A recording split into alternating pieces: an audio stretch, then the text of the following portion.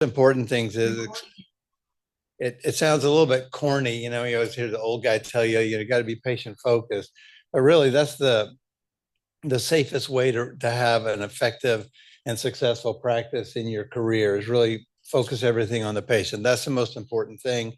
And you have to realize that your patient populations vary. So what's important to you and to your patients, it may be different from somebody else. And you can imagine, like Atlanta is a perfect example.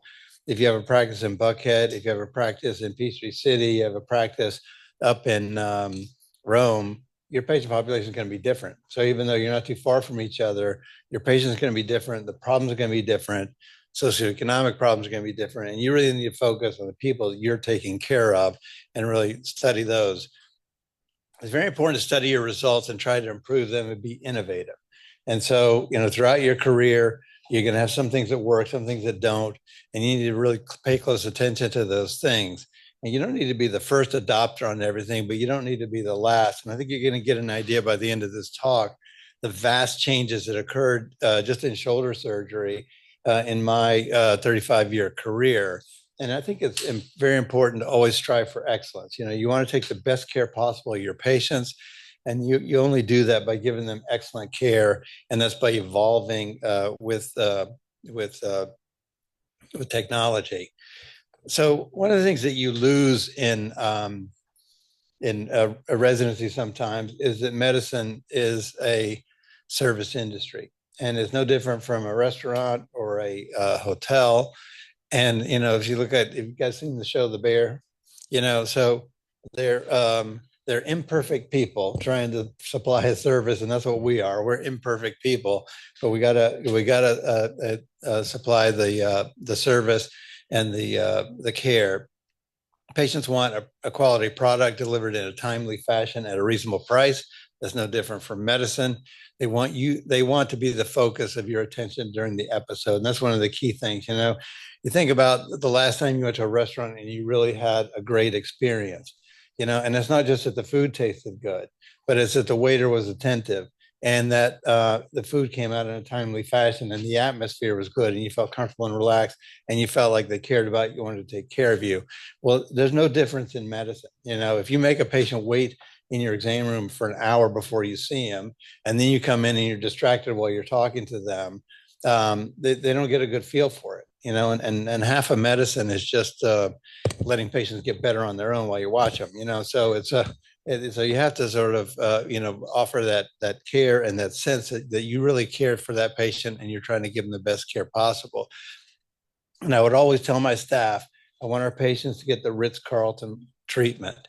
You know, what that means is that you are meeting their expectations, you're anticipating their needs, and you're meeting them before they even realize they've got them. And so you have to put yourself in that mindset. Think about, if I were the patient, what would I want? If my mom was a patient coming in here, what would I want for her? And so you really want to like streamline everything to make everything as smooth as possible. And when you're in the room with the patient, you want to be focused on that patient and on nothing else. And so keep that in mind, that it's a service industry. So career in orthopedics, caring for patients involves more than just caring for your patients. So you have to commit to lifelong learning, and you have to remember that you're being trained at a point in time. And so Dr. Wagner now is teaching you the state of the art for shoulder care and upper extremity care for 2025. And in 2030, I'll guarantee you he's not going to be doing things the same way. You know, he's going to be advancing, and you need to advance as well. And so you have to use the knowledge you have right now as a foundation for your growth, but you've got to build on it. So your career is a journey, and the progression of your practice has to be intentional. So you have to be thinking about, what do I want to do? When do I want to do it? Where do I want to go? There are phases in your career, and I'm going to talk about those phases now. And there are successes, failures, and opportunities, all of which are important. And successes and failures happen to all of us, but they don't define us. But your reaction to them and how you react once those things occur really do define you. And then how you respond to different opportunities will define your career as well. So don't forget, medicine's a business, and you know, you have to position yourself to succeed. So it's not all just about taking care of patients and nothing else. You have to be financially viable. No mission, no margin. no margin, no mission. And so you have to be thinking of, from an economic standpoint, how can you deliver healthcare in a way that's economical, but you can make a living from it. Did I touch the cable? Keep going. Okay. Vital phone. All right. Perfect. All right. You have to consider the source. Like if you had somebody else with a 35-year career here now, they may give you a different story. So this is sort of my background. So for my first job out of residency, I was in the Air Force. I was the sole orthopedic surgeon for a small hospital in NATO. So two OR, 35-bed hospital. And then when I came here to Atlanta, I had a sort of private practice with affiliation with you guys and with Atlanta Medical Center. And I actually taught Emory residents like between 2000 and 2006, I think. And then we started teaching the AMC residents at that point.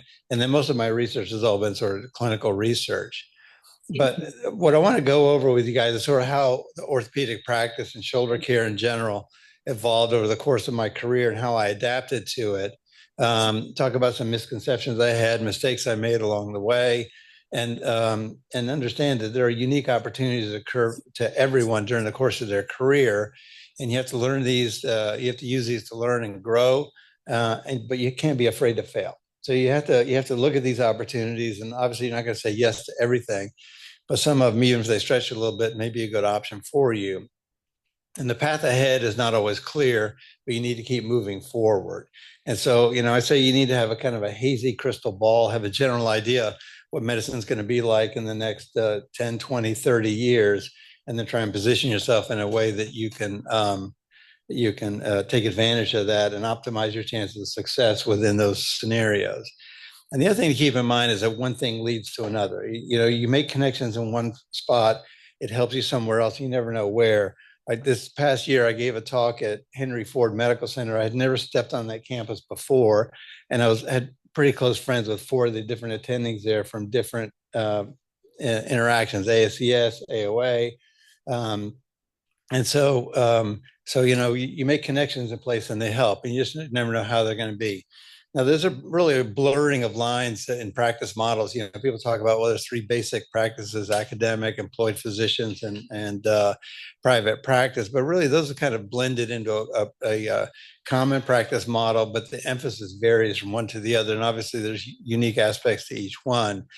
So the academic model, in addition to just taking care of patients, you have to teach and do research. The employment model is all about population care. There's cost centers and profit centers. So there's two kinds of employed physicians. So if you work for Northside Hospital, for instance, and you're employed, or Piedmont, then the more you produce, the better it is for them, the better it is for you. If you work for Kaiser, that's prepaid. And so the more the doctor works, the worse it is for Kaiser, because it just costs them more money. So in Kaiser, you're a cost center. If you're in another kind of employment model, like one of the hospitals around here, you're a profit center. You got to know what your role is in each organization. And then private practice is all about volume, efficiencies, and managing the business. So one of the key things about this slide is that when you guys finish your residency program, fellowship, and you go out to join a practice model, you have to embrace the mission of that model. So if you're going to join an academic practice, you have to be committed to teaching and research. You can't go there and go, well, I don't like to teach. I was like, well, why'd you join there? You should have gone somewhere else. And so the same thing with all these different models is you have to understand what the mission is of that particular model and embrace it and make sure that you're aligned with that before you join them. So what about private-demics?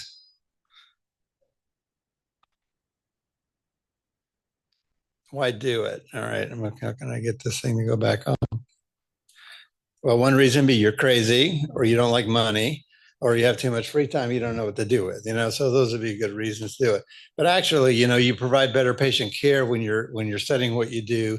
It adds a dimension to your practice, and it makes it a lot easier to read because you're focused on caring for your patients and doing different types of research projects. So rather than just sort of opening the journal, trying to stay awake, you're really focused in the reading that you're doing, and you do absorb information a lot better when you're doing that. So again, your research should be patient oriented and should be centered around your practice.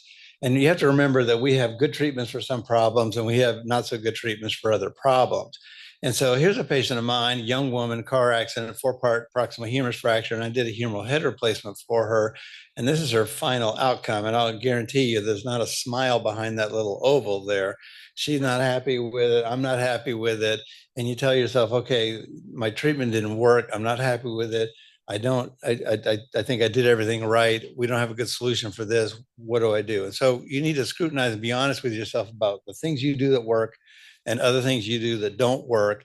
And then kind of keep that in the back of your mind in terms of how are you going to improve in the future? So you strive to improve by finding better solutions in those cases. And these are the cases you don't want to forget about. You always want to remember that patient. And so when the next one comes in, you say, how am I going to do it better? So if you look at the phase of your career, like the average orthopedic career is somewhere between 30, 35 years. And so you can kind of break it into like, 10 to 12 year slots. And so the first 10 years of your practice, you really need to learn how to be an orthopedic surgeon. And that's managing patients in and out of the operating room. In residency, you don't get as much follow-up care as you need to. And so you don't really have a good grasp of how to manage patients postoperatively. You have to be conscious of future trends in your area. And this is a time when you want to be going to courses, you want to be seeking out mentors to help you continue to grow. And you want to scrutinize what you do without beating yourself up. I mean, so you don't want to, it's got to all be positive, like getting better, but be honest with yourself about what works and what doesn't work and refine your surgical skills. And it's very important. Actually, Lamar Fleming, when came to Atlanta for the first time, he said, you're going to be remembered uh, for what you do when you first get here.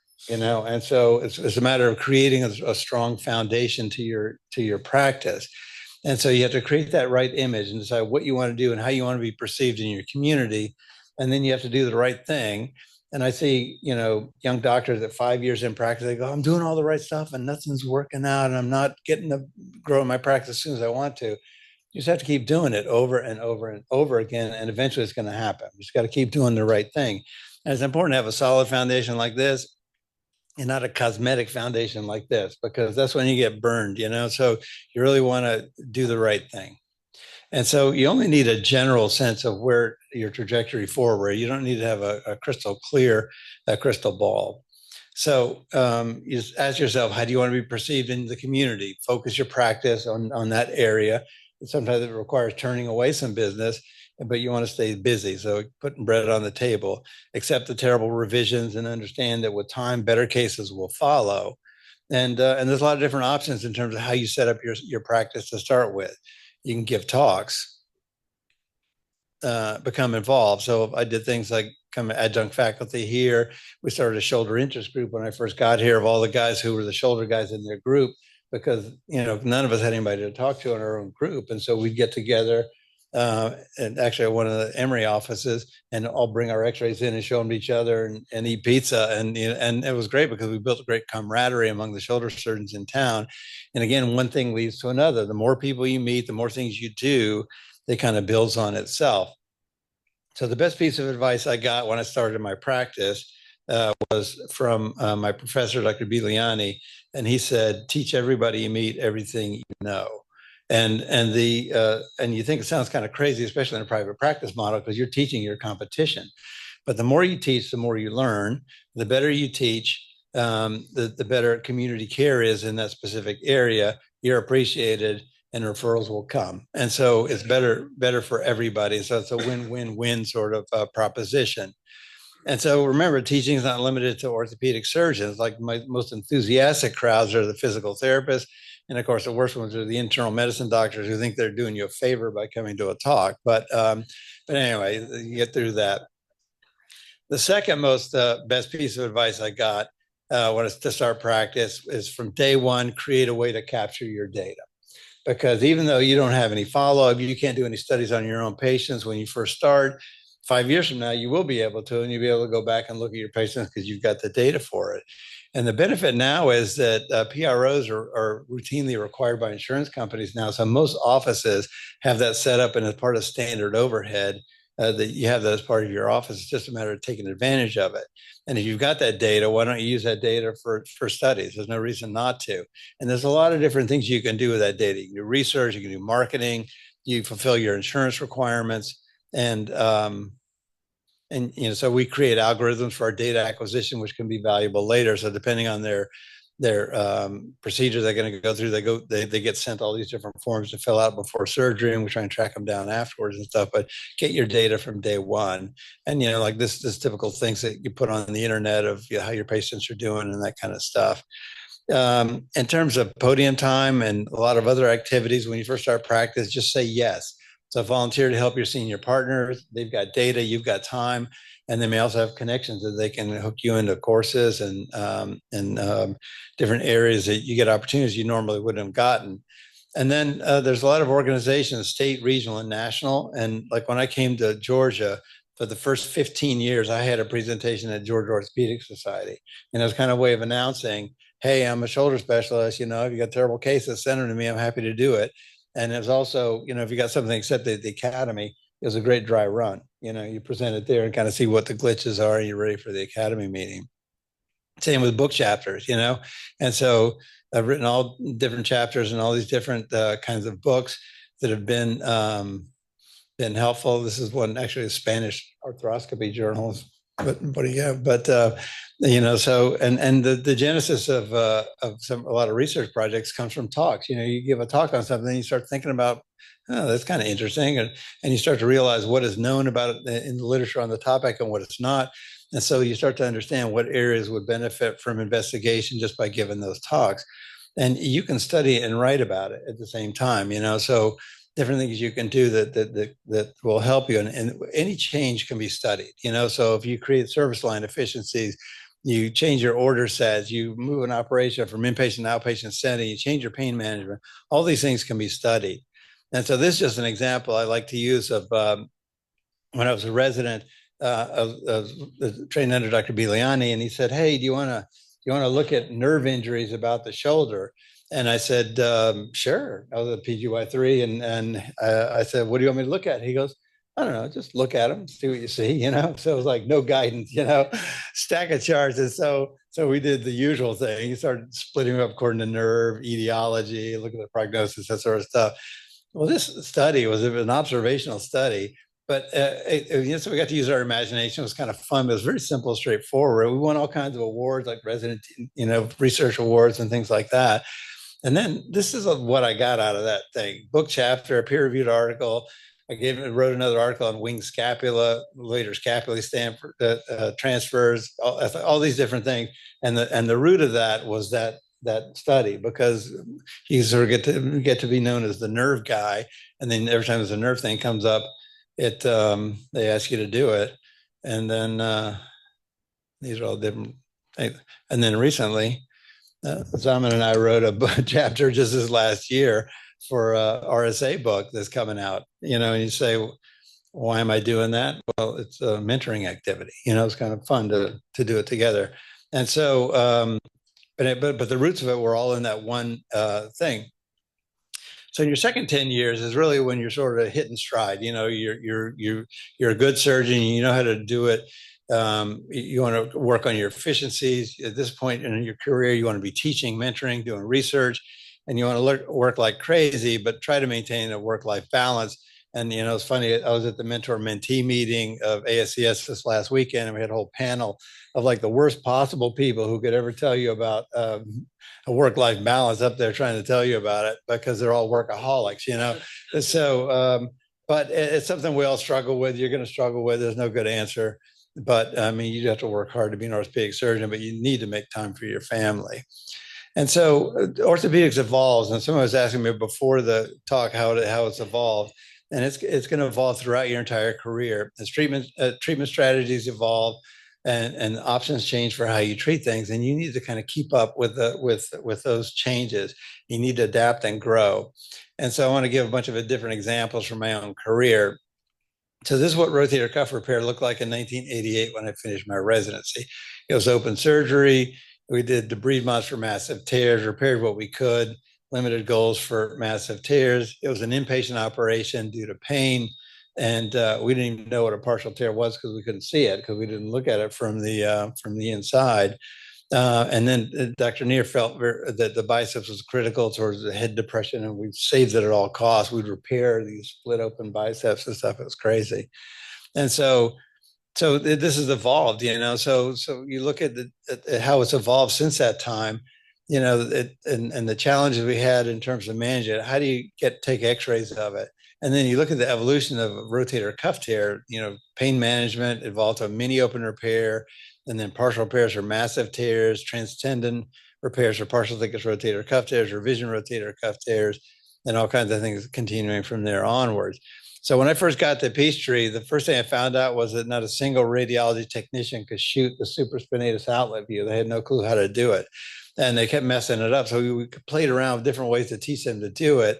And then finally, we did an experiment on me where we took like every possible mistake you could make on a outlet view. I was probably glowing by the end of it.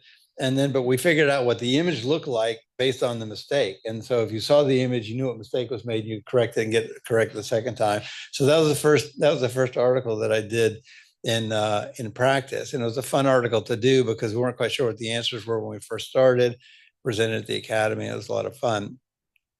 Pain management was the second issue. We were trying to see how can we do this as an outpatient operation instead of inpatient, and the pain pumps were coming into play at that point. And of course, these had trouble with chondrolysis and things like that, so they're no longer on the market. But so we decided to look at it. So we did a study of 65 patients and presented at the academy and had pretty good results with it.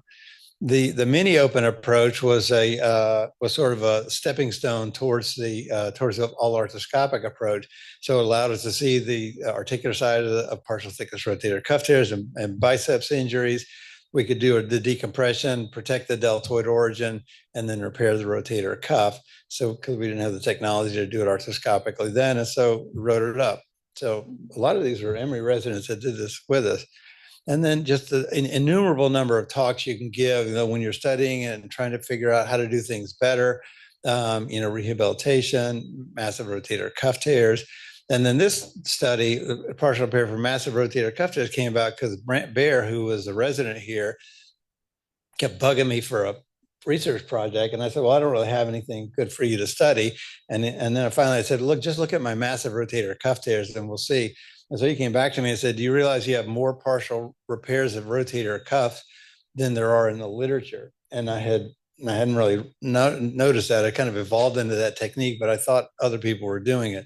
And so we looked it up, and this kind of confirmed, Burkhart's whole suspension bridge concept. And I was the first person after him to sort of confirm his findings. And this is one of our most cited papers. And if he hadn't been bugging me to do a study and had that observation, I never would have written it. So, but you look at, so then partial thickness rotator cuff tears was the next thing we were looking at. We figured there had to be a way to do this operation without taking down the intact part of the rotator cuff.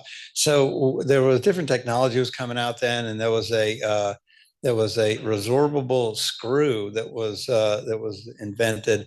And so we played around with this, and we figured out how to put a trocar through the intact part of the rotator cuff, see bottom left there, and then we reduce it, put a pin through it, and then you put this resorbable screw through it. And we thought this is going to be great. And so it was a little futzy because if they had a big lateral overhang of the acromion, you couldn't get your line in. So we aborted about 20% of them, but we were pretty good, getting results, and the patients were doing pretty well. And we thought, oh, this is going to be good. And then they pulled the screw off the market because people were having too many complications with it. The head was breaking off and all kinds of trouble. So back to the drawing board. So we're like, okay, there's got to be a way with the other anchors to do this. And so we kept playing around with this. We figured there's got to be a way. We made 8 million mistakes, but we figured out a way to do a transtendon just like this, pull the stitches out, penetrate through the intact portion of the rotator cuff, and then go to the subacromial space, tie it down, and then go back in the joint and you got the repair done. And so so this was the posture repair.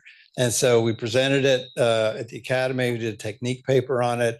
And this was Scott Kimberly was my resident, who's now the president of POC, who did this. And we were the first to publish this technique back in, I think it was, I can't see the date there, 2006 or so, but and it was just because we were enjoying messing around with it. And then we did a clinical paper later with Walter McClellan, who was a resident at Emory at the time as well. If you look at fractures, the state of the art in 1988, we were still using tension band sutures. We were using these rods inside the humeral canal. We did non-operative treatment for clavicles. The distal clavicle was AC joint pins, that sort of thing. And when I was a fellow, one of my main projects was dealing with non-unions of the surgical neck of the humerus. And there's a paper we published in JSCS, and we had about a 50% success rate in this study. And so the seed was planted in my brain that we didn't have a good treatment for this. And I kept looking for something better. And this is what is going to happen to you your entire career is you realize that we don't have a good solution for this problem. And sometimes that solution will come to you within a year. Sometimes it may take 5 years before it happens.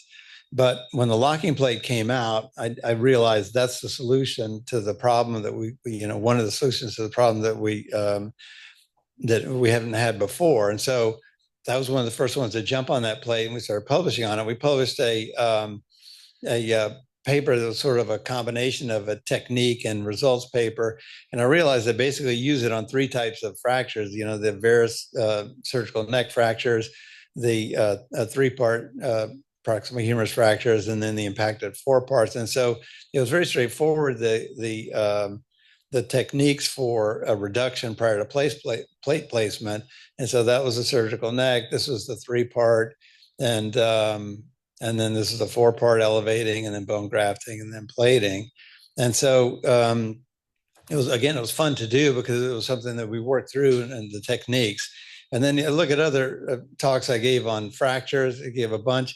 The 2-part greater tuberosity fracture was another one. This is a technique that I had been taught. It was soft tissue using sutures, but my x-rays all looked like this with an over-reduced greater tuberosity.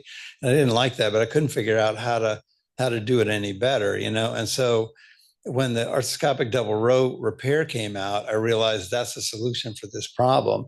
And so we immediately started doing it for that. So we could anatomically reduce the fragment. It did initially open, and then we started doing it arthroscopically and getting, good results with that. And so it was something I realized I didn't have a good answer for. I kept looking for it. This came out. I said, that's the answer.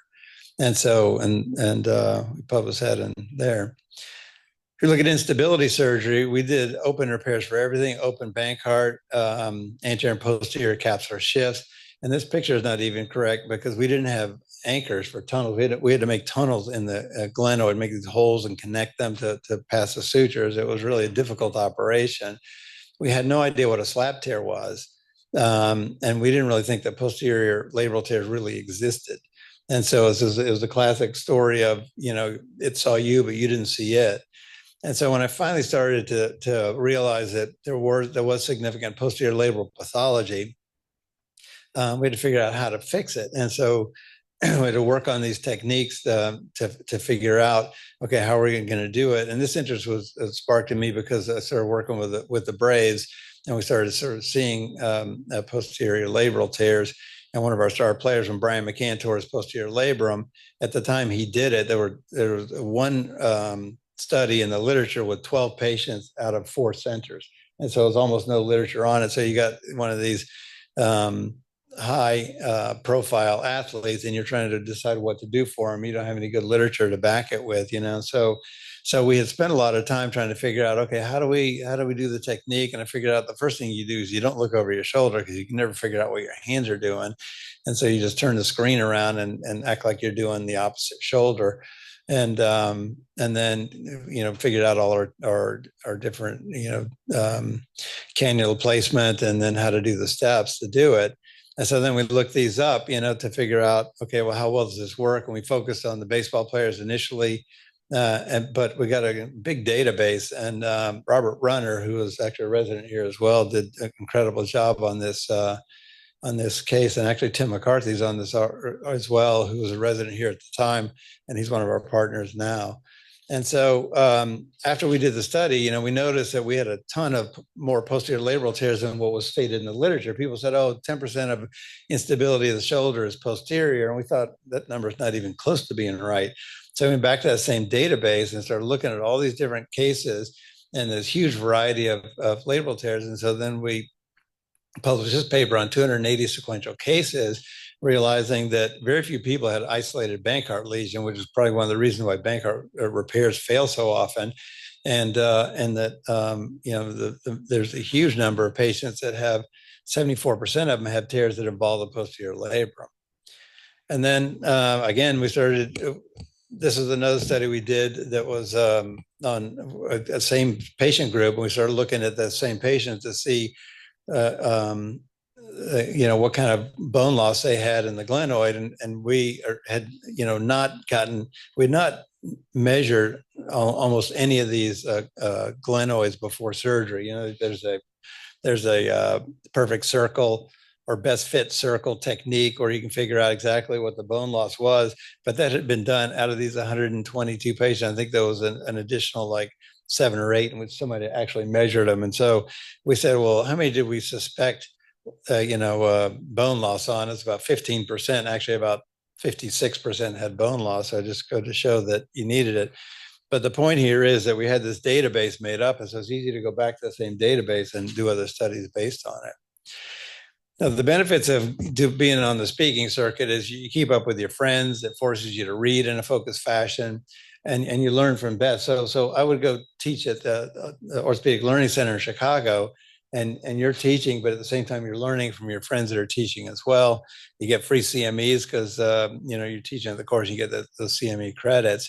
The downside is it's time away from your practice, so it's going to cost you something. But frankly, as an orthopedic surgeon, you're going to make reasonable money. So how much money do you need? So you really gain so much by teaching, and that it's definitely worth time away from your practice. And so speaking is good for education, it's good for marketing yourself, and there's a variety of target audiences. So here's a bunch of talks I gave to primary care physicians on injection techniques, conservative management of shoulder pain, conservative treatment for proximal humerus fractures, and one of my best, upper extremity overuse injuries in knitting. And so Atlanta has a huge knitting guild, and they asked me to come speak to them. I didn't realize what a big deal it was. It was like over 100 people in the room and stuff. So and so it's a good way to get business, so never say no. And remember, it's not all about science, because you can do a lot of different things that you learn a lot of stuff in terms of how you manage your practice. And so ambulatory surgery centers, we were some of the first to have an ambulatory surgery center, so we were blazing a path that we didn't really know how it was going to work out. And so we were all trying to learn from each other and giving talks on it. So there's business aspects of medicine that are important, liability issues in Major League Baseball. And then I did a lot of overseas work. And so, how do you adapt an English language lecture for an international audience? There's a bunch of different ways to do it. And so as you do things and you learn about them, it's good to teach them. So like I've in the last couple of years since I retired, I've been doing, one of the things I've been doing is onboarding our new partners. And so we decided to write it up because there's almost nothing written on it. So if you look in AAOS now, January and February, there's articles from us on how you do effective onboarding. But there's all kinds of stuff, international work, mission work. And our group had been going to Haiti for about 50 years. And so there's a lot of things that are very unique about trying to deliver care, orthopedic care, in a third world environment. And so a lot of things you could teach there. And so, and I say over and over again, one thing leads to another. And so my co-surgeon on this case in Haiti, he and I went there for 20 years together. And that's Danny Guy, who became president of the Academy. And he was president of the Academy at the same time I was president of ASCS. So you can imagine how easy it was for me to pick up the phone and call Danny about any issue that I had. And so, and it's because we developed this relationship over 20 years of, sipping bourbon at night in Haiti, trying to solve all the world's problems, And so, but if you make these connections all over the place, with people, and you never know where they're going to wind up, And my work in Haiti, I was able to get on the AAOS International Committee, and that opened up a whole number of talks around the world that I was able to participate in. That was very interesting, and meet people from all over. And so, again, these things you do will help. We all have different skill sets, so there's different things you like to do, different things you're good at. and life's too short, so you have to decide in your own practice what it is you like to do, what you want to do, be it teaching, research, leadership, advocacy, those different factors, and do what you like to do, and don't measure yourself by anybody else's standards. So don't say, oh, I haven't published enough papers, I haven't done it. If that's what you want to do, then do it. If it's not what you want to do, then don't worry about it. So do the things that you like to do. So for me, I always like techniques, how to figure out how can I do something better. And so I would play around with these different operative techniques, and I've published on all these different techniques just because it was kind of fun to figure out how to do it.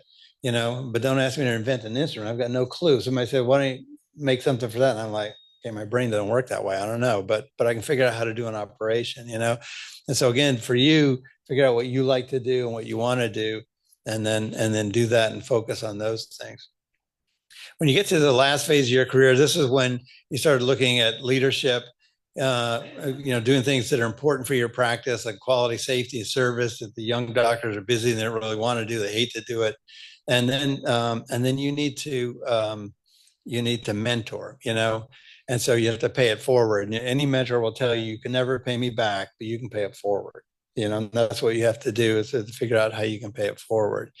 And so and societies, as they offer a lot of opportunities. There's some exclusivity with some of them in terms of you have to be doing research or teaching, but there's a lot of benefits: networking, partner recruitment, support for your residents, mentorship, travel. And through the organizations I've been in, we've gotten so many partners who are now members of our group. But just from someone pick up the phone and call me, hey, you got to look at this guy, he's great, or this woman, she's fantastic. And so these are the main societies that I've been involved with. You see one that's missing is sports medicine. I never joined it because I never didn't have time. Just you have obligations to these different societies, but the connections you make within them are really very helpful towards your career. Misconception I had that when I started with is I thought, well, you can't really lead one of these organizations if you're not in an academic practice. And I sort of mistakenly accepted a position in the presidential line of the Association of Bone and Joint Surgeons. And after I did that, I realized, if you know how to run a business, you can run an organization like this, and it's not really something that's just exclusive for an academic career. But it does require persistence and dedication and kind of fiduciary mindset of figuring out, okay, what's good for the organization, not necessarily what's good for me. So if we look at all these different research projects done, all these projects that were done with residents and junior partners, and they're very helpful for them. And a lot of them got them the job with our group because they did a fantastic job. And we said, got to have this person, come join us. And so it's good for both. It's good for the senior person, and then also for the junior person as well. So your career in general, though, is like, it's hard to plan it. So there's the old story, of man plans, God laughs, and because you have no idea what direction your career might take. But you have to be open to new opportunities, and you can't be afraid to fail, and you have to see failure as a learning opportunity and a learning tool. And so when I came into practice, I did an adult reconstructive shoulder fellowship. And this is the kind of things I want to do, all these complex cases, the infections, the fusions, non-unions, that sort of thing. And that's what I expected to be doing my entire career, and that's a picture of a happy man right there, So I was just thinking, this is great. And then I got an offer that I chose not to refuse. And so one of my partners was the Braves doctor, and I had organized the youth baseball course with him that I was the chair of in 1997. They had an opening in 1998, and they offered it to me. And so I felt like this is such a great opportunity, I should take it. So I had great mentors, the coaching staff, the training staff, Dr. Chandler, who was the head physician at that time. They all took me under their wings to teach me. And even some of the players could teach you a lot of stuff, But sadly, I was clueless. I had no idea about sports medicine and what was involved in sports medicine. And so it took me about 10 years really to figure out what was going on. This is on-the-job training, so I think, if you do a fellowship, you sort of get this intense 1 year where you see it all. When you're sort of learning on the job, maybe I was a slow learner, but it was about 10 years before I really felt like, okay, I got it. I understand what's going on when an injury happens, and why it happened, and how long it's going to take to get better. I know various treatment methods for it and that sort of thing. And so I started in 98. And then in 2007, they asked me to be the lead orthopedic surgeon. Joe Chandler had retired that year. And so there was one other person on staff who was senior to me. And so I said, well, I'm happy to take the job, but why didn't you offer it, to my colleague, who's senior to me? And I thought they were going to tell me, well, you're so much better than he is, and that sort of thing. And so they told me, said, we offered you the job because you pick up the phone when we call you, and he doesn't. And so that was like, this is like the three A's of being a good doctor: availability. And so, not the greatest affirmation, but I'll take it. And um, so this was a great boost for my practice. And you really get undeserved, but appreciated credibility, because people in town think, oh, you must be good because you're the Braves doctor. And so it really is helpful for your practice. But the most fulfilling aspects for me was really learning the pathomechanics of baseball injuries and how to treat them. I became friends with a lot of MLB doctors and gave me great teaching opportunities. And I learned the real secrets behind taking care of major league players. But it was really a great opportunity for me. My family loved it. My wife loves baseball, so it was a great opportunity to do that together. And it also opened up a whole area where we could start looking at other problems. And so we did some UCL papers as well, and some clinical studies and studies on care delivery. I gave talks all over the place on evaluation of baseball pain and just baseball injuries, and you see all these different talks on baseball, because I was living it, and it's interesting, and it's an area that a lot of people just don't have a good sense for. But I learned other lessons too, and one is that sports medicine is a business, and you're dealing with a continuum of care necessary with athletes, so on season, off season, and you're working in an environment in which you are not in charge. And so as physicians, we're not used to that. We're used to being the boss. You run the OR, you run your practice and stuff, and then you're in this scenario and you're an employee. And so then I learned humility of getting fired with the rest of the staff after being on service for 19 years. And it wasn't really an issue of, quality or anything, but it's just, it's the politics of sports medicine. And so as this happened, I'd really identified myself as a baseball physician at that point. So I went through all the stages of grief, that you go through in terms of, the acceptance and whatever, denial, all those sort of different things. And so I started writing this article that I wound up publishing in JAOS, the TAN Journal. It's really kind of to help me deal with the loss and validate my confidence in my ability to lead the medical staff, to take care of those. So it was good and bad. So the other example is Spanish language lecturing. So I went to the San Diego shoulder course in 2000, and I was doing the sawbones, and one of my students there was Latin American, and I could tell he couldn't really understand very well. So I said, "Do you want me to teach you in Spanish?" And he said, "Oh, that'd be great." And so I taught him in Spanish. And when we finished, he said he was the secretary treasurer of the Peruvian Shoulder and Elbow Society, and he invited me to come down to lecture there. And so it was kind of a dilemma for me, because although I was fluent in Spanish, I grew up, bilingual at home. I'd never given a scientific talk in anything other than English. And I went, and this could be very embarrassing. You can look like an idiot, So, but, I realized that we go to the academy, and the French and the Germans, they all come and they give talks, and they make a couple of, grammatical mistakes, but we really appreciate them coming and bringing the information they bring to us. And I said, I should just, be willing to do this. And so I felt like, if I don't do this right, I could easily look like an idiot. So, like, for instance, like, how do you say, glenoid and version and broaching and reaming in Spanish? I mean, those weren't words that were used by my parents around the dining room table, and then, all these different things. Even the first word you have to say is like surgical approach. How do you say that? So it's kind of crazy, and it just goes on. And not only that, in Spanish, there's masculine and feminine. So who knew glenoid was feminine, So, but, that's what happens. So you have to really kind of figure all these things out. So I said, okay, I'm going to take the risk. So it was 2002, and I go down to Peru for this course, and there I am with the faculty, and it was pretty ugly. After I gave the first couple of talks, they kind of sat me down and said, let's look at your other talks and see, we could edit them some. And so they were incredibly supportive. They helped me because it's very hard, you can imagine, technically, in another language to come up with this. And so, but I was determined to continue. So I got help with translations. I got different people to help me. I took notes feverishly during sessions.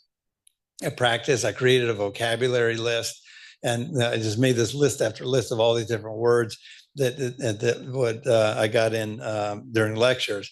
And so there's another sort of nuance, and that is that Spanish is like English, where if you're like Zaman, you say things one way, and then the United States would say a different way. Well, in different parts of the Spanish-speaking world, it's the same thing. So I was given that baseball course in Colombia, and so the northern coast of Colombia is on the Caribbean, so they're baseball crazy there. And so I was talking about youth safety, and I was saying this is what I thought I was saying. What's safe? No more than 8 to 9 months per year pitching. No pitching with arm fatigue or pain, and you should pitch less than 2,500 pitches per year. But the word I chose for pitching is the word that they use in Spain, and in South America it means screwing. so so although these are good messages, you shouldn't be doing this, but it was not what I was trying to say. So just another lesson to learn there. So anyway, so I bought books. I got all these different books to help me translate, and I kept plugging away at it, and I kept going back. So all these different, Peru, Spain, Colombia, Argentina, and these courses were actually a lot of fun because they know how to have a good time down in South America, and they're very appreciative. And so it was a wonderful experience. And I've been in Mexico a bunch of times, which was a lot of fun. And again, they were very supportive, and I met all kinds of people. And so these are the lectures. You can see that it's all in Spanish, and some of the things you can figure out by looking at it, but some of the words are very different. So in 2016, I go down to Chile to give a meeting down there, and so I was feeling very confident. You can see it only took 15 years for me to feel confident, um, but. But Dr. Sosa, who's the president of their society, said, you have a unique skill, and it's the ability to discuss current concepts from the U.S. to other parts of the world in their native language. And I realized that it was painful to get there, but once I got there, I was really providing an important service by doing it. So we decided, why stop there? And so we progressed this concept, and we decided to do an all Spanish shoulder course at the OLC in Chicago. And so we did this twice, once with ASCS and once with Anna, and it was a great exchange. So we had all these, we had faculty from Spain, Latin America, and the U.S., and then we had most of the students that came to it, attendees were from Latin America, and they loved it because it's the first time that everything was in Spanish. They're being taught up in the United States, and the main thing, space where you saw the difference was in question answers. Like, when they're at English courses, they don't ask any questions because they don't feel that confident in their English. But here they're asking all kinds of questions, And so, and I said, what goes around comes around. These are my course directors there. And so the guy to my right is Emilio Calvo, who wound up being president of CSEC when I was president of ASCS. And again, so like very easy to call him up. Emilio, how's it going? And then on the far right, you can see our current president, Joaquin Sanchez Sotelo, who's become a very close friend, who ran my annual meeting when I was president and is president now. So again, one thing leads to another. You do these different things, and you cross paths, and it's really a cross fertilization. And so then I went to Cuba a couple of times with this same idea. I was at a course in Mexico, and I met the Cuban head of orthopedics, and he invited me to Cuba, and I thought, what a great opportunity. So I went in 2018. And then I convinced the academy to come back down there through Danny Guy. I called Danny, hey, let's get the academy go. So we went back down in 22 and did another mission trip down there.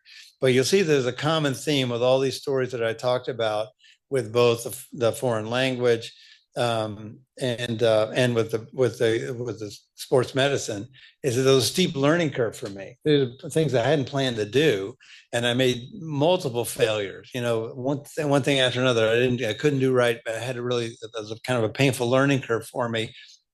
but with continued persistence. And ultimately, it benefited me, my colleagues, and most importantly, patients. And so it just goes to show that sometimes you need to sort of, stick your neck out there. So the final thing I want to talk about is just orthopedics as a business, And so in 1990, when I was still in the military, thinking about what's medicine going to be like, I tried to envision what's medicine going to be like in 2020.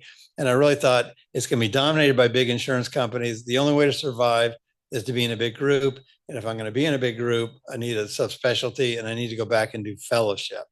And so at that point, I was in the Air Force. I had 4 kids. I was overseas, and it was a very significant financial strain for me to come back. But thank God that my wife believed in me, and we went through what we called our year of austerity, and then did my fellowship, and then came back down here. So I get to Atlanta just in time for managed care to hit, and so everybody's income was like just spiraling out of control, and I thought for sure I'm going to be working for the hospital in no time, So I thought this is the worst thing that could have happened to us. It literally almost drove our group to bankruptcy. But in many ways, it was the best thing that could have happened to us because it forced us to really completely reevaluate our business model. And so we became a business. We merged with another group. We developed ancillaries. These ancillaries, generated income that allowed us to stay in business and really create a one-stop shop for our patients at the same time. And it worked out pretty well. So what's the view now from 2025? And this is what's important for you guys. This is just my view. My impression is that value-based healthcare is going to be the way of the future. And I think it is because it's a win-win-win. The patient will win, the doctor will win, the payer will win. It transfers the risk away from the payer to the doctor, and the doctor, in order to succeed in this scenario, has to improve patient care to manage. So how do you succeed? Well, you mitigate risk by optimizing patients pre-op, standardize their care to best practices, and then improve post-op compliance. You have to know and control your costs, and you have to demonstrate your quality. So what does that mean to you practically? Well, that practically means the group that you join has to have an infrastructure in which people agree to work together and not everybody do their own thing. So you need to have quality improvement programs. You need to have patient-reported outcomes and a partner commitment to best practices. So the saying that we always heard in my generation, well, I do it this way because that's the way I trained, that it doesn't really pan anymore. I mean, you have to be able to do what's best practice.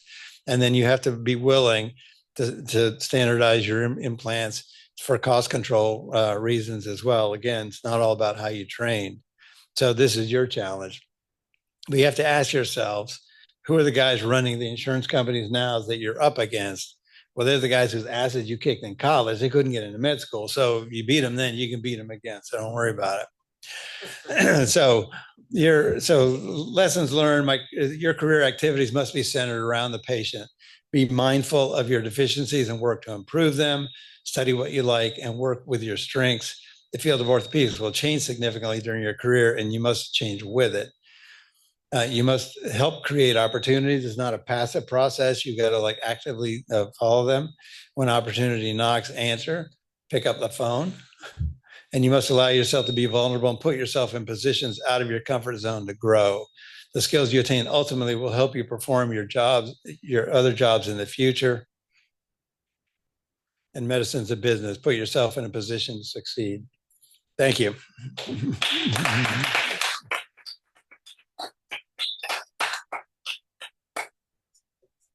You're welcome. Questions?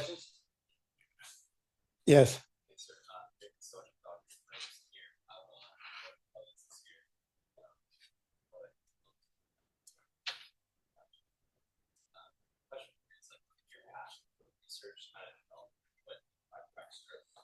Yes.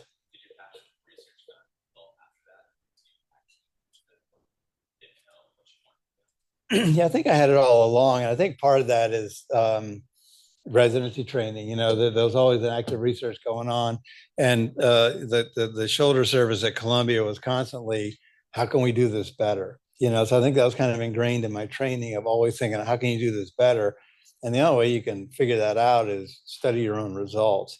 And it's probably true now, but even 30 years ago, people were like, operating, not paying attention, not following up long enough at 3 months, see you later, have a good life, and really never knowing whether what they did worked or not. So I think you have to have that sense of you really care for your patients, you want to make sure that you're doing the right thing, and then constantly trying to improve. And the only way you can do that is to evaluate your results. I think training makes a huge difference, where you trained and getting that ingrained in you, that's how you have to design your practice. So if there's not always already a research infrastructure built there, how do you recommend? Yeah, so that's hard, and I can't. So there are a few people who've done it a lot better than I have. If you look at like Rothman Institute in Philadelphia, they do a very good job. Uh, what's his name? John Levy, who's down in Florida, is incredible. There's very few people like him who've been able to create programs. But I think I think you need an FTE. So we finally have an FTE for the last 5 years that people their full job is doing data collection and that sort of thing. And then I think, if you can get more sophisticated and have people that can help you design studies, because the number of, I once did a talk on the studies I did that never got published because they were like fatal flaws in each one of them, mistakes I made that then are like, So to help you design studies better, I think that sort of thing helps. One of the things that helps a lot is that you can justify the having an FTE, a full-time equivalent, that's what FTE is, in your office, because that information is necessary for insurance reasons. And so start with that, and then you have to have a system to gather all your data, and then beyond that point, I mean, it's nice to have people that can help you write and things like that. So certainly being involved with a teaching program can help. You see more and more students that want to take a gap year between college and medical school, and that's another resource to use that. And then I think if you get further along and you start to develop some industry ties, that can help. And it's always kind of a slippery slope. You have to be careful about not getting in bed with the industry too much, but it does give you an opportunity to design, even certainly get on the on the podium, lecture, work in labs, meet people, things like that. So if you're really interested in research, you're better off in a university setting, because it's hard to do it in private practice, but there are ways to do it.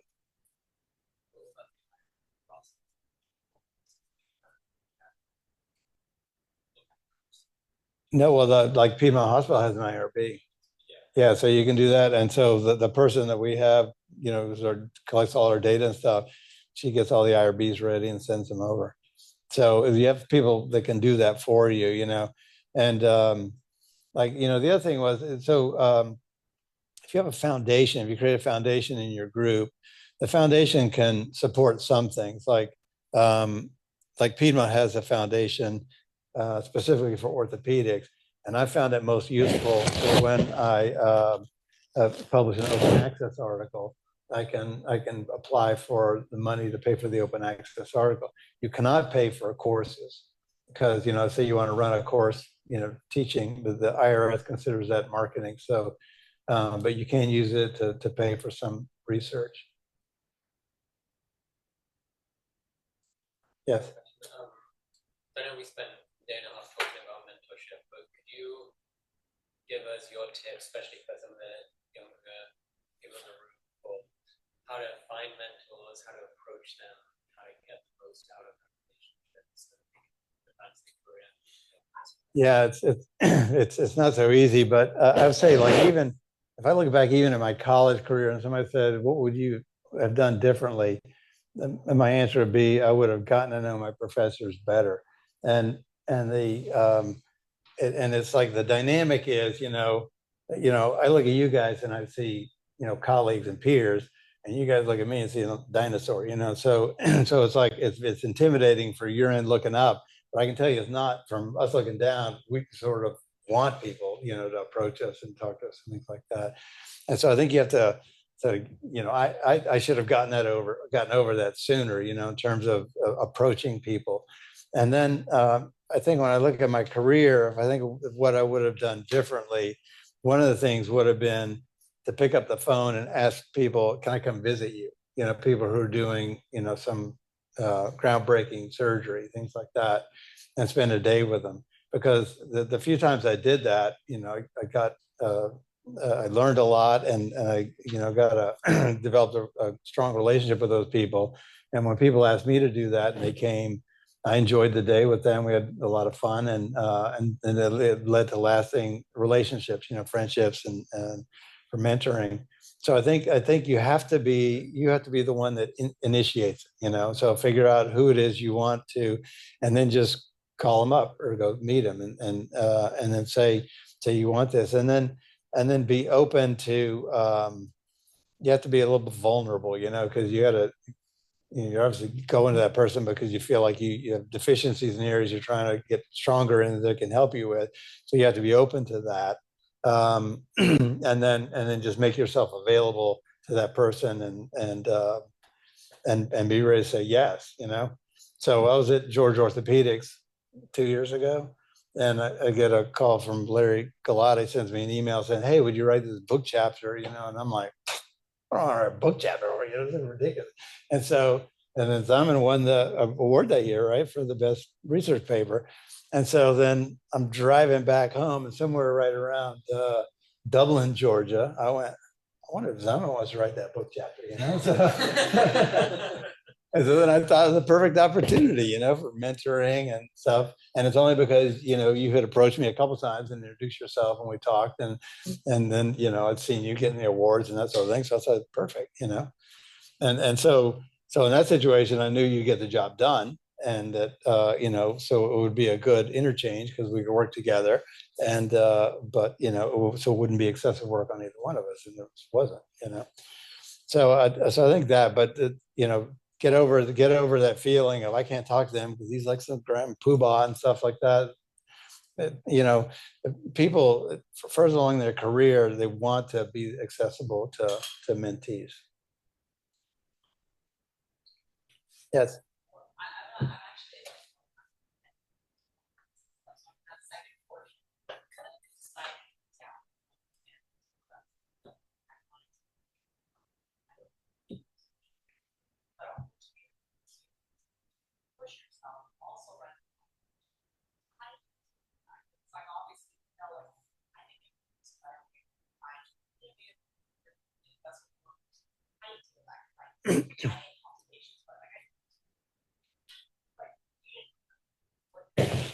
I think you know, start out by telling yourself this is an unsolved problem, and I'm trying to come up with a solution for it. And so throughout my practice, a third of the cases that I did were revision cases. You know, something screwed up before, and then the times would come up where I would identify things that we don't have a good solution for this, or we can do this better. And so for the longest time, like for the rotator cuff, for instance, you know, we were trying to do that trans tendon repair and stuff, and then we pass the sutures and stuff, and then remember that we forgot to do the bursectomy. And we go to the subacromial space, and those bursts everywhere, you couldn't see the stitches. And then you start to shave, and you eat your stitches, and like, ah, okay, next time bursectomy first, then go, you know. And so it was a step-by-step process like that. And then and then you always could abort to the standard treatment. So like if I was like couldn't finish the arthroscopic rotator cuff repair, say knife open, finish and do the standard. So it felt like I was doing they were getting the standard of care. I was trying to get them better than the standard of care at the time, and sort of like that. And then certain things we did didn't work, you know. So like before the locking plate came out, the blade plate came out.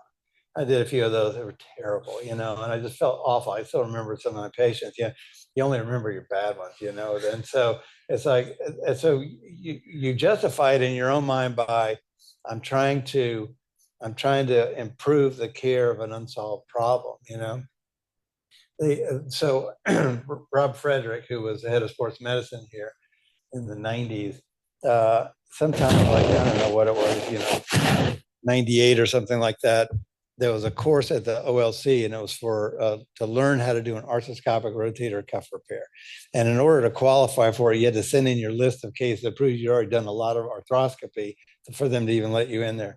And so we go into this. So he and I went up together, and so you walk into the OLC, and they had like 50 cadavers up there, you know, different stations.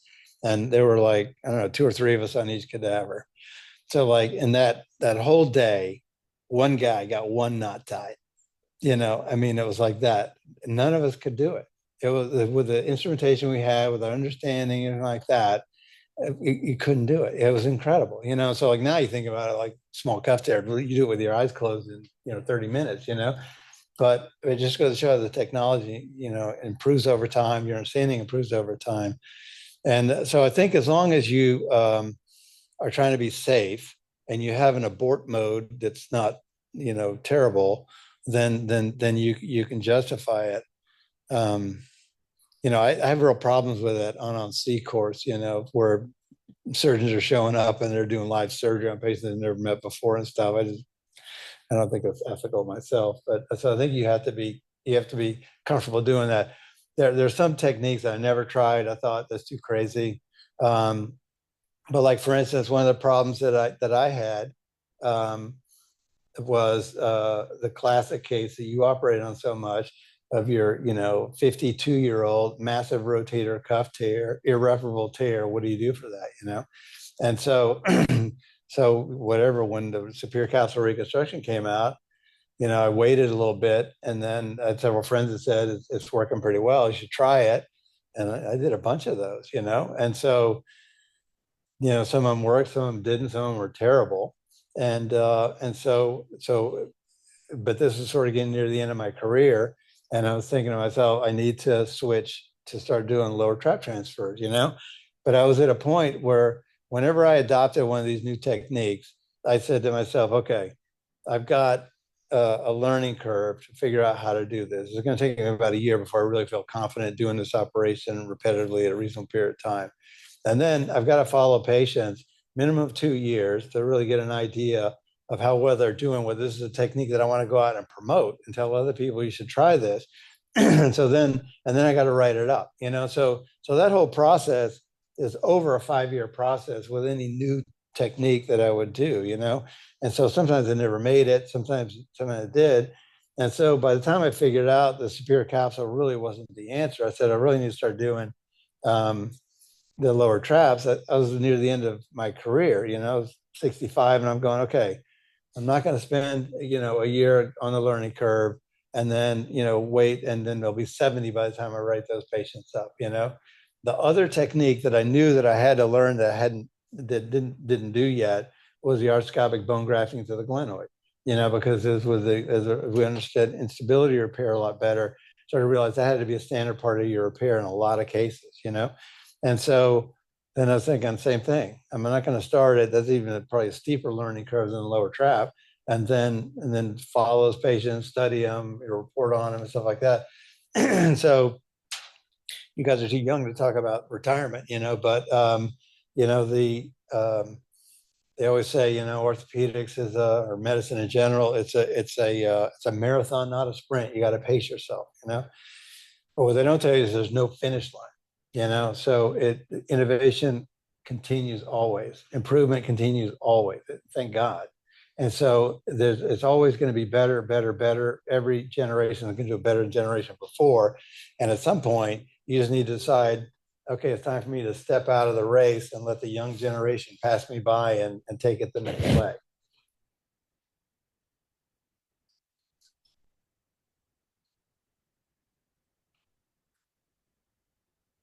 Yes.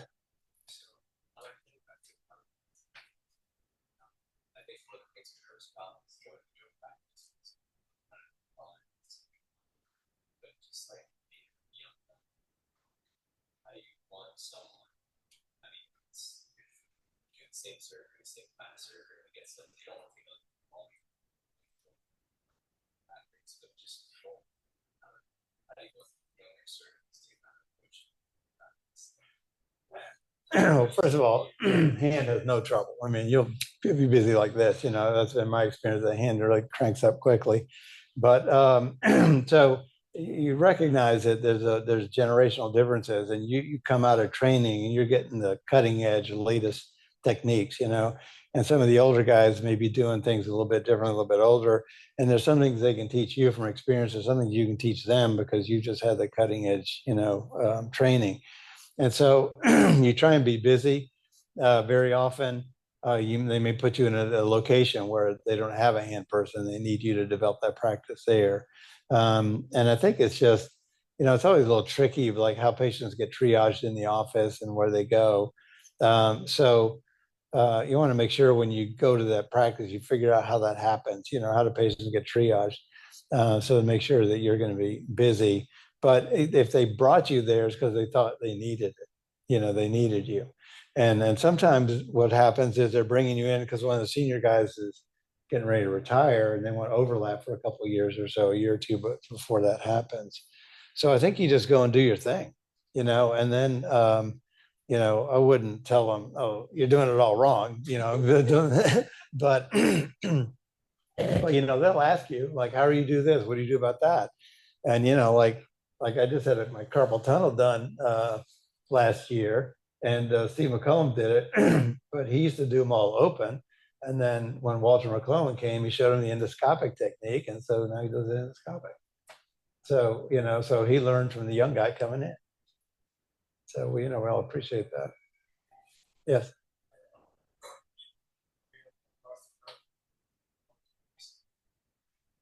Do I think mine would have lasted longer? You said, do you think, you said it would have lasted that long? Yeah. So you're saying it would have been shorter if you were not doing research? I don't think so. I mean, I think it's more the way you feel, like you're sort of in the ivory tower here, but when you get out in the real world, you realize that there's only about 20% of orthopedic surgeons that are doing some kind of research and are reading and are, stand up and like I'm the chairman of the board of CORE right now, medical orthopedics related research. 20% of orthopedic surgeons read CORE. Okay. And it's about the same with JBJS. So 80% of guys just out there working, office, golf course, home, it's just like that. It's like, so, and they're plenty happy. So it depends on what makes you happy, I don't think I would have liked just going to work and going home, so, all that travel has been fantastic. Meeting people all over the world has been fantastic. And, I'm a real believer in international exchange. The best courses we go to are the ones that we have international faculty at, because they look at, because what happens in every country is that you have people that are like leaders in the field, and they've done all kinds of level 1, level 2, research and studies, but they all tend to like migrate towards that level 5, where they're like, well, in my opinion is blah, blah, blah. And then because they're so well respected, everybody goes, oh, well, that's why you have to do it, because, so-and-so says you have to do it that way. And then somebody comes from another country and they go, oh, we do it this way. And you go, well, that could never work. And they go, look at my data, it does work. And then it blows your mind, like, how can that work? And so then you have to figure out, why their system works, So I think it depends on what you want out of your practice. Me personally, I wouldn't have been happy just going to work, going home, So this added a dimension to my practice that made it a lot more fun. Yes. Thank you for your talk. It's so refreshing to see that you help us every day. You still seem like you're at it, which put your emphasis in practice, research, and society into different buckets and percentages. So how would the yeah, I never thought about it that way, but probably my practice, I'd say, was like 70%. The other stuff was like 30. And I never. So the research I did was sort of like baby research, just like clinical studies, level 4, stuff like that. Nothing like what you guys do here, So I think you have to have perspective and what you can do, what you can't do, what you choose to do, what you choose not to do, and stuff.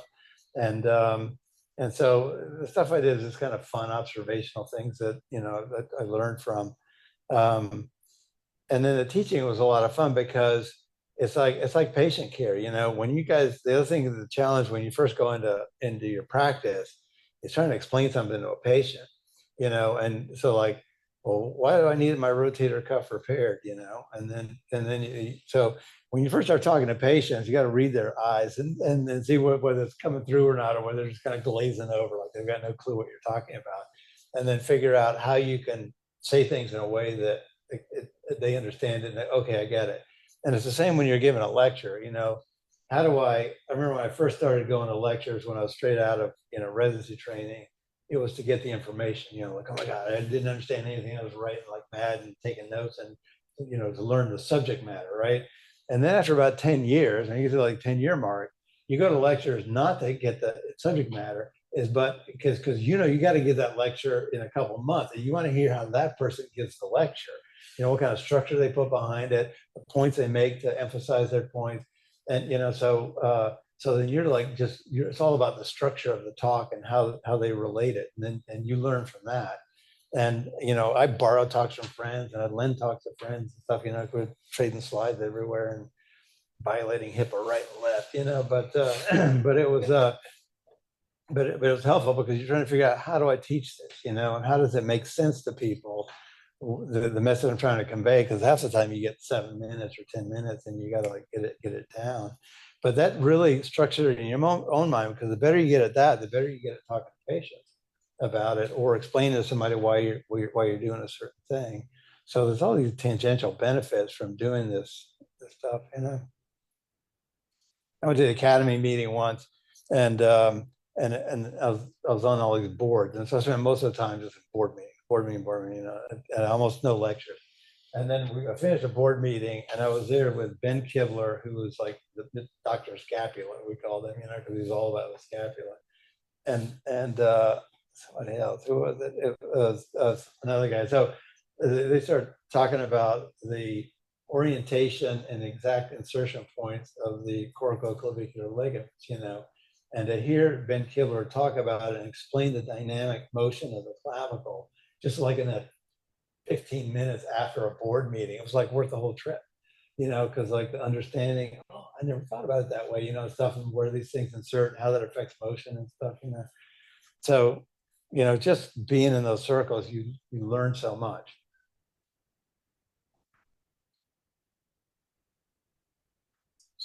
One I guess last question.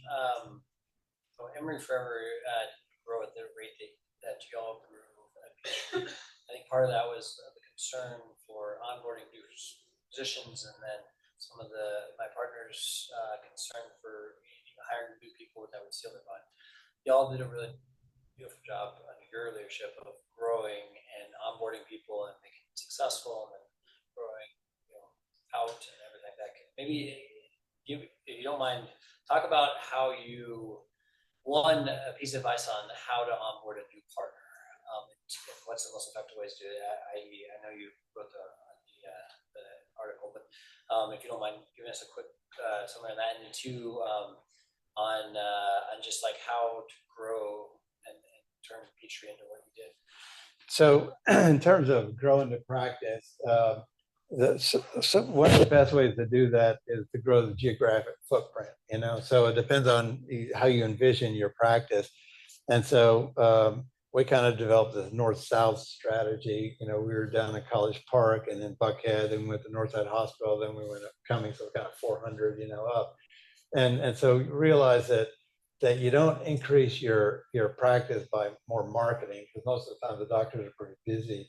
But you have to go to a new geographic footprint and then sort of develop a practice there. And then it was sort of what we call the hub and spoke model. And we had some failures, so we opened an office in Woodstock and it failed. Partially it was Northside delayed the opening of the hospital there. We sort of planned on that, and so things didn't work out. And the person we put out there wasn't really a pioneer, that we needed. But a lot of offices we'd open, they'd start to thrive, and then we develop satellites around that office. And one of those would thrive, and we develop satellites around those offices like that. And so partially it's just going into different areas. And second is you have to have people that are really gung ho to create business. So like Tim Griffith is like the superstar that we put up in Cumming, and he's there by himself pretty much. And he went out, he's a sports medicine guy. He went out to all the different local high schools. He was covering like 5 high schools, and he was running around like crazy doing all that, and really marketed himself well and developed a big practice. And then we started sending more people up there to sort of help him with that practice and develop, a full spectrum of orthopedic care, outside of PEEPs, and so that helps. So you have to have people that are hungry. you have to reward people for hard work, because you have to have a formula in for your salaries that rewards people for working hard, you know. And so we have kind of a hybrid, it's a little bit of socialism, and then a lot of it is geared towards productivity. So the more you produce, the better it is, the more money you make and stuff. And so those sort of things helped a lot in terms of